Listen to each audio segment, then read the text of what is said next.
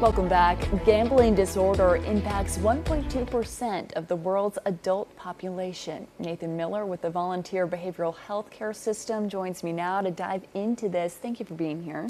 You're welcome. Thank you for having me. Absolutely.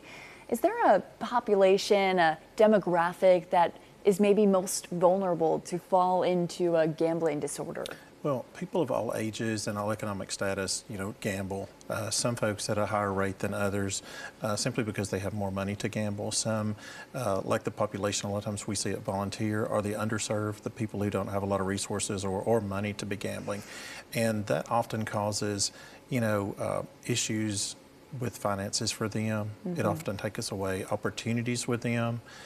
From their families, from their children. They sometimes struggle with housing, they struggle with employment, they struggle with domestic abuse. Those type things can all come out of those issues where people really have harmful struggles with gambling. Yeah, and gambling at what's called a harmful level is when someone generates around 60% of losses. What risks come with gambling at that level? Well, just as I said, you have the risk of losing your employment, your family, neglect, abuse, all these things, even to the point of not being able to eat. Sometimes. My thought is if you don't have the money, you wouldn't gamble. Right. But that's not always the case because people think if I gamble, I can win big and then I have the money and I'm okay. And that's oftentimes more not the case than they win.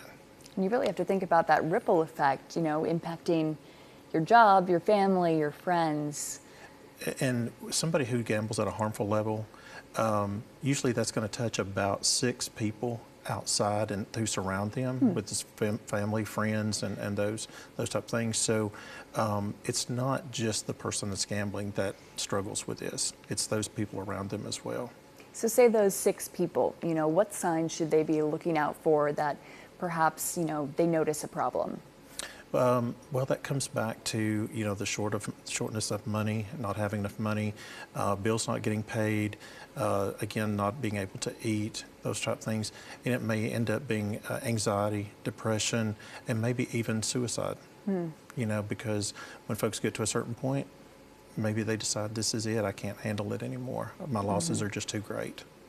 And we don't want anyone to deal with any of those symptoms that come along with it. So what are some of the treatment options that are available? Well, some of the treatment options that are available out there, the best one that I found is just plain therapy or some type of structured program toward gambling addiction. Therapy seems to work better. That's the one thing. Medication, of course, is not going to help gambling. So having therapy, working through it, and a lot of times those underlying problems that may cause someone to gamble are worked out through therapy as well.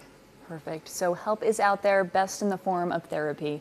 Thank you so much for being here and sharing that with us. And we will continue our coverage of high stakes throughout the day. Picks back up at 3 p.m. when Bob Mueller looks at how legalized sports gambling got off the ground in Tennessee. We are also going to post this full segment to WKRN.com if you would like to watch it again.